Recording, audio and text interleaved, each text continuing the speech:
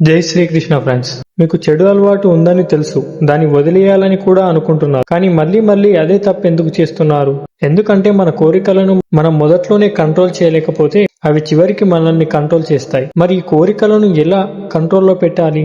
దీని గురించి మీకు తెలియాలంటే ఈ వీడియోని ఎండ్ వరకు చూడండి, మీకే అర్థమవుతుంది. కృష్ణుడు ఏమన్నాడంటే, అర్జున, ముందుగా నీ ఇంద్రియాలను కంట్రోల్ చేయి. ఎందుకంటే ఈ కామం మన జ్ఞానాన్ని, మనకు తెలిసిన విషయాన్ని నిజంగా ఆచరించే శక్తిని నాశనం చేస్తుంది.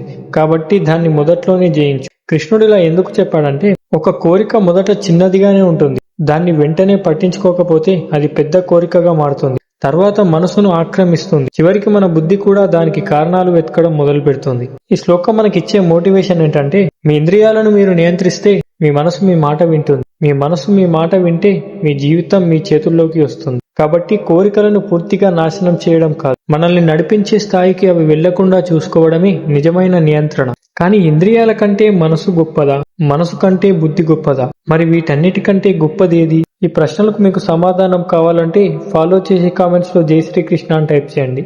మనం తర్వాతి వీడియోలో కలుద్దాం. హరే కృష్ణ.